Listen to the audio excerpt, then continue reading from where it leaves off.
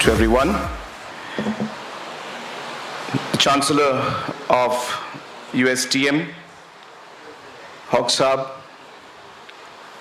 the former Director of AIIMS, Dr. Decker, the Vice Chancellor of NIHU, Professor Srivastavaji,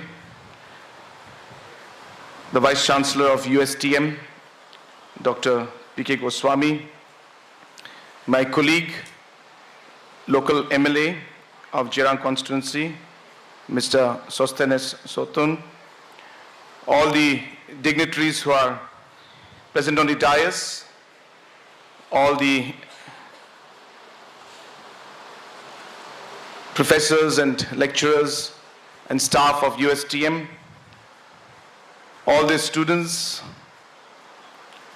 who have passed out today, all faculty members, and all my dear friends.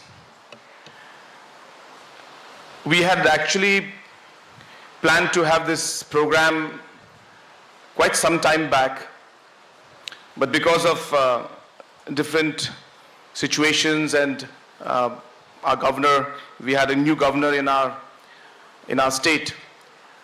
So the program ultimately happened to be today. But I guess it's all God's plan, because 8th of September is International Literacy Day, and today happens to be your convocation. So I think what more a beautiful day to have the convocation program and having it on the International Literacy Day. So I take this opportunity to first of all congratulate all the students that have passed out today. It is a great moment for you, I'm sure, and also for your parents equally. And I think it's a great moment for the university and the great moment for your teachers, your professors who have worked equally hard to ensure that you have come to this point today and passing out from this great university. And I'm sure that one person who's most excited is obviously Mr. Hawk Saab, and he has been a very dear friend for a long time. As he was mentioning that this university came up in 2008, and we happened to be in the government at that time. And it just feels like yesterday that this particular bill was passed and the university came up. And I still remember my late father, Mr. P.S. Sangma, and our Honorable Chief Minister then, Dr. Don Kuparoy, discussing about this project. And of course, not to forget Mr. Manas Chaudhary, who was then the Education Minister. And I think all of them played a very, very important role in making this university happen. And I think we must thank the three of them. They really put in a lot of effort that time, and obviously the man behind the whole thing, Mr. Hawk, who has been a great source of inspiration, I should say, for a lot of people in our state. And today, USTM is the best private university that we have, not just in Meghalaya, but I think in the entire northeastern region. And I think we all deserve to really appreciate, we should appreciate the efforts that have been made by the Vice Chancellor, by the Chancellor, Mr. Hawk, and I congratulate you for all the efforts that you have put in to make this university really great. I was sitting next to Dr. Decker, and he might not remember, of course, because I was very small, very young earlier. And when he was director in AIIMS, I used to always call him up for a number of issues with constituency people having to go for checkup and all. And I must tell you, I was very happy. He was very responsive to the people of the Northeast especially, and he really helped us a lot during those times.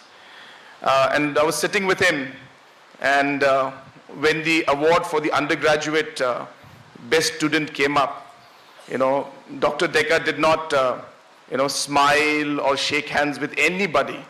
But when the undergraduate best student, the P.S. Sangma award came up, he was so excited, he got up and he shook hands because he said, finally, another Decker is there. So he was very excited about it. The reason I'm saying this is because the undergrad best student was Decker. So professor was very excited when that happened. But let me tell you that, of course, the people who have got the gold medal, I congratulate each and every one of you.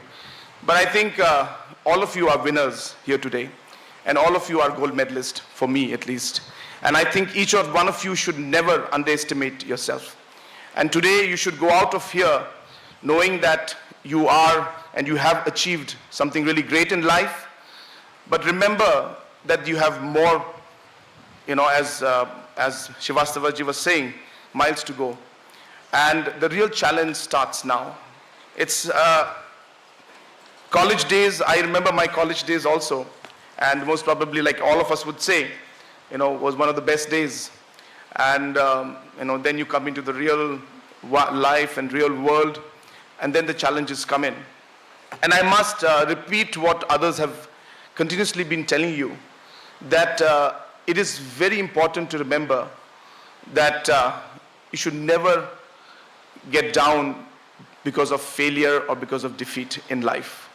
And I think if I were to give you any kind of advice today and to speak from my heart, I would tell you that failure is only when you give up. You'll never fail. I've contested 5 times in my election and I've lost twice. And I'll tell you, I never thought of it as a loss. And I always used to look at that particular situation and I should tell myself, where did I go wrong? And what can I do to make things better? And how can I get up again and improve and improve myself so that I can become a better person? And I'll tell you, the defeats and the failures at that point, I think were the greatest teachers in my life and in my career till now. And I have learned the most in my life after failing and after losing the elections. And I think it's important for each one of you to remember that there will be tough times for you. And you might start now and you will fail. I assure you, you will fail in some areas.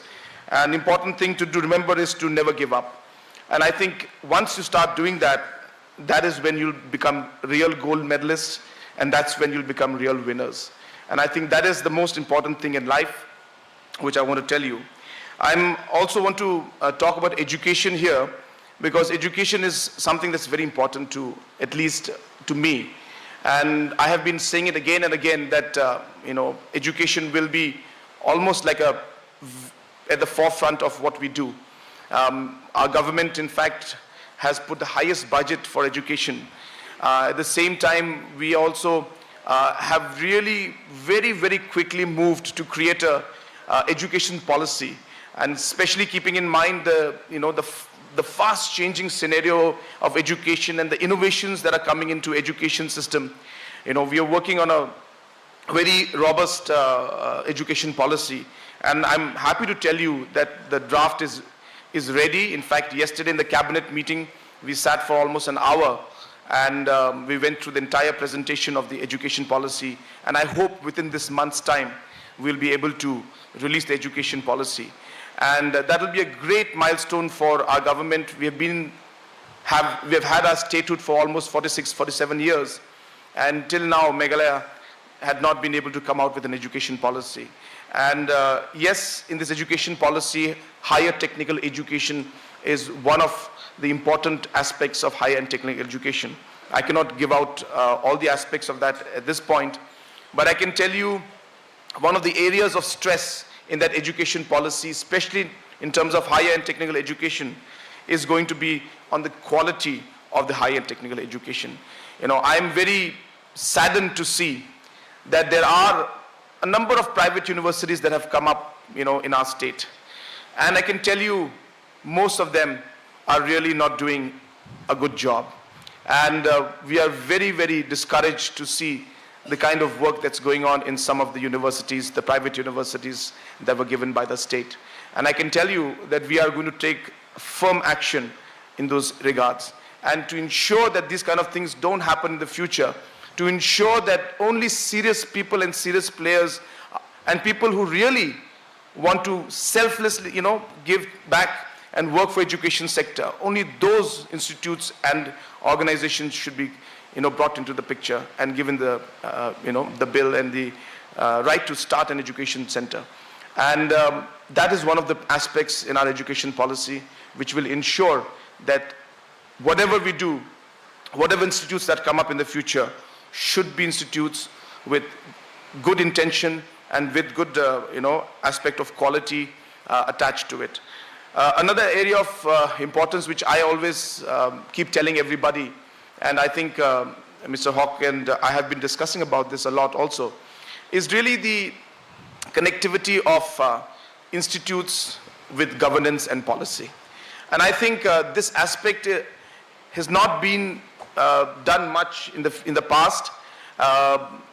We have very good institutes, we have very good professors and researchers, but we always find that government policy is made by people like me, or the bureaucrats who, are intelligent people, but may not know the subject as well as a person who's been studying and researching it throughout his or her life.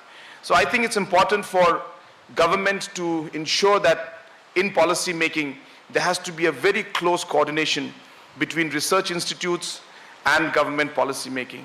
We're very concerned about the environment, and we want to really make sure that the environment is protected even now and in the future. There should be mitigation policy should come out, there should be adaptation policy that should come out. But sadly, for the past many years, all these ideas have been only discussed in the secretariat and among officials, sitting in the room, who know a bit but not enough.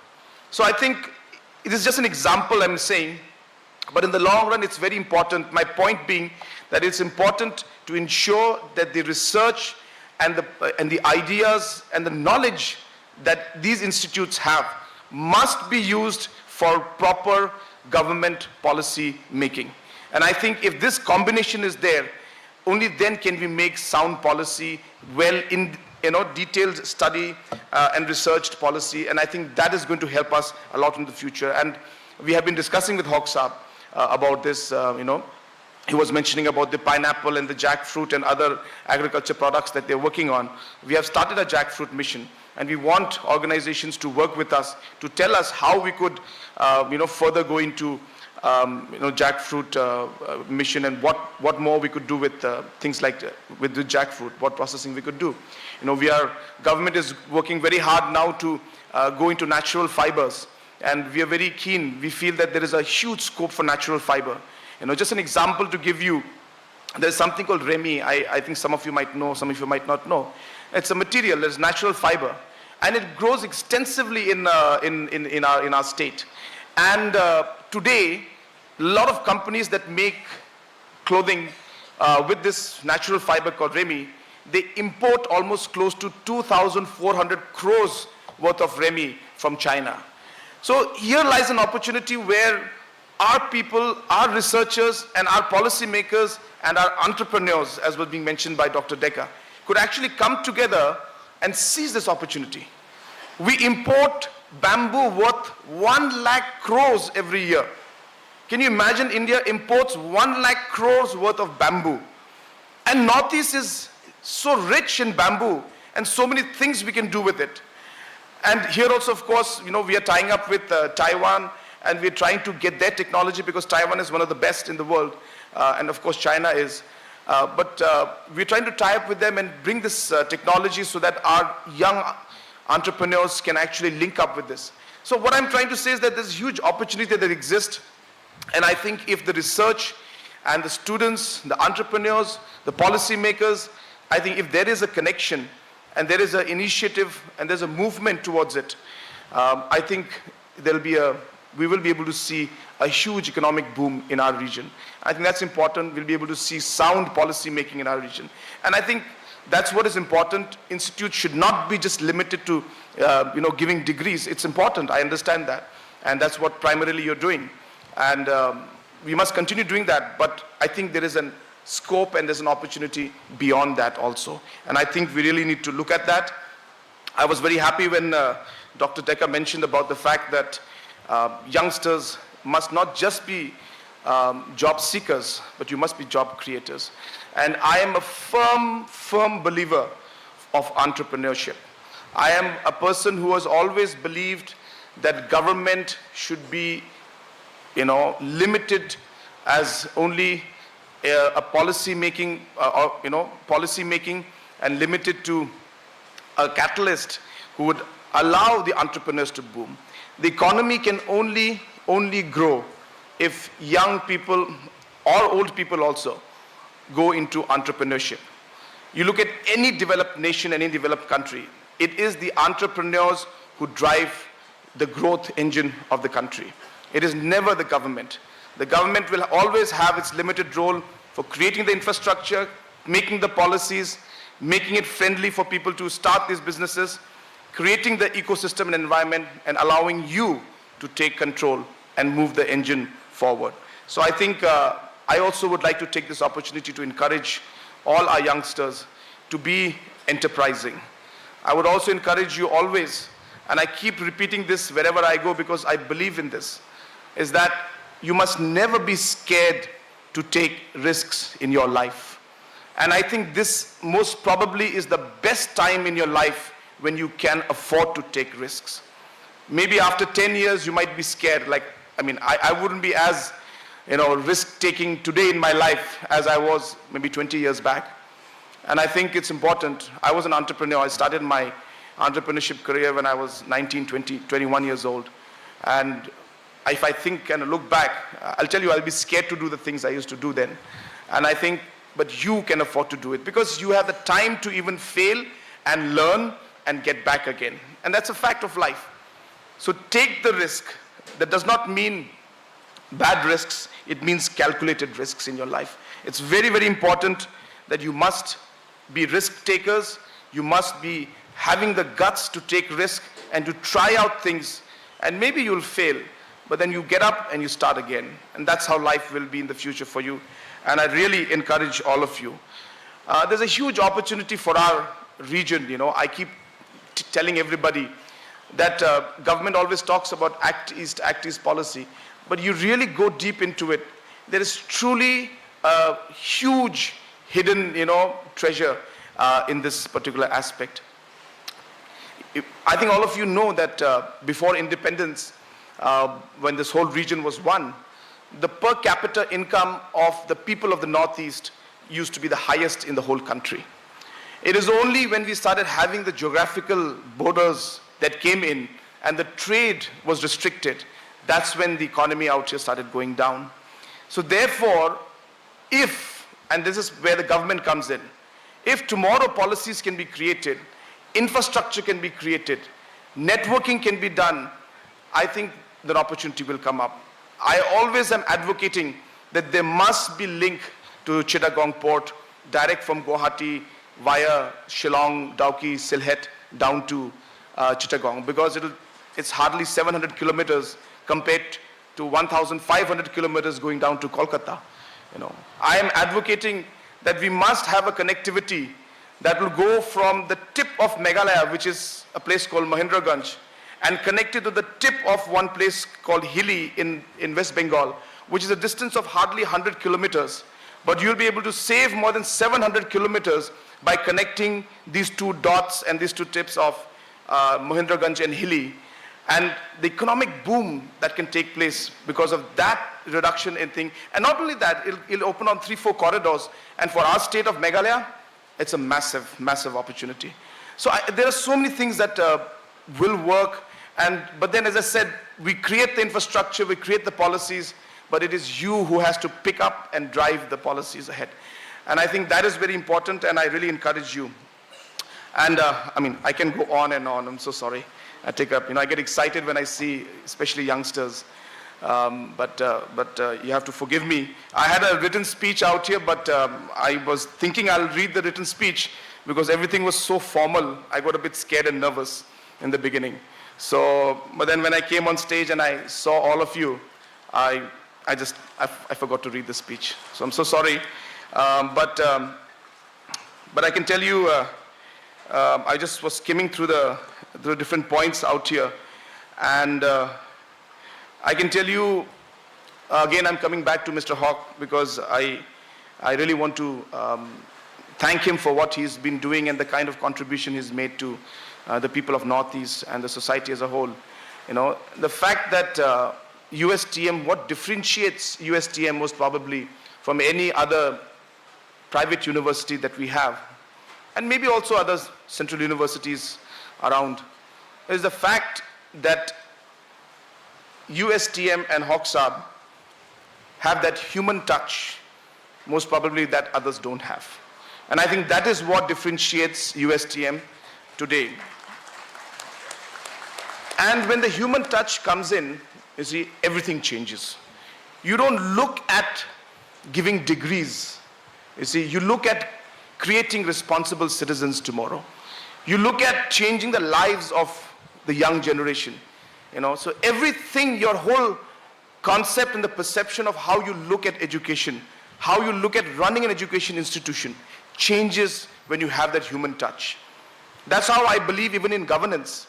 I tell my people, if you think that you're going to do a job, a government job, and if you think that you have to sit in office and you have to clear those files, most probably you will never do justice to the work you're doing. But the day you feel that I'm here to change the lives of our people, of our state, I'm here to help as many people as I can. I know I cannot help everybody. When that human touch comes in, your mind changes, and then you realize that you're not here just to sign files, but you're here to change the lives of your people. And I think that is the human touch that I see in USTM all the time. It's not just in the kind of scholarships they give. You know, that's just one part of it. But the enthusiasm I see, the passion that I see in Hawk Saab is something that I really, truly admire. And I like people who are really passionate about what they do. And because I believe that it is only passion that can give that drive and motivation to you to really, go through even in the most difficult times. He told you how he started his career with just a computer and hardly 85 rupees. I mean, who would think that here would be with 6,000 students? It's purely the passion to really change their lives. And I think, in years to come, when all of you are in big position, in different, running your own companies, or maybe running a state or running a government, you'll remember Hawk Saab and how he made a difference in your life. And not just him, in fact, entire USTM and the staff out here, how they changed your lives and what they meant. So what I want to urge to all of you is also to continue that human touch in whatever you do in your life. Never think of a job or a work as a routine thing. You must always be passionate about what you do. You must always have that human touch in whatever you do. And that is the only way that you will get through the failures in life. That's the only way you'll be able to succeed in life, is to ensure that there's a human touch and there is passion in what you do. With these few words, I once again take this opportunity to congratulate all the students who have passed out today. As I said, all of you are gold medalists for me. Of course, the gold medalists are gold medalists, but each and every one of you has come out successful today. So never underestimate yourself, and I wish and I pray that Almighty God will always guide you in all your work, in your life, and always remember God in your life. Which, I keep telling young students all the time that we always, forget, and we always remember God only during examinations.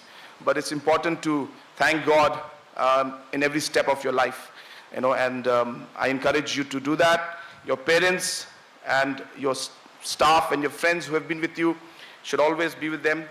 And once again, I congratulate USTM for this wonderful program and the wonderful work they're doing.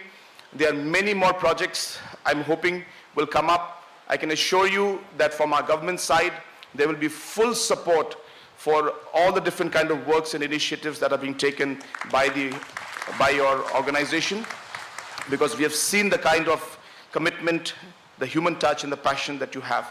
And we would love to take this further and partner with you. I keep telling every single businessman or person who comes to me saying, sir, can you help me with this work? I said that I will only help you if you agree to partner with my state. I don't want you to come here as a businessman. I want you to come here as a partner. Because a businessman will come and he will get his profit and go away. But a partner will always be with us through difficult times and through good times. And yes, you will earn your money, there's no problem. But the mindset should be to always partner with us. So I know that USTM is not here just for education. They are here to partner in the growth story of our state and to partner in the growth story of our region of the Northeast. And I'm very sure that one day, not just India, globally also, USTM will be a very bright, shining star in the education field. So with these few words, once again, I congratulate each and every one of you, and I wish each and every one of you, and may God bless each and every one of you. Thank you so much. Kublai Shibun, Muthela, Jai Hind.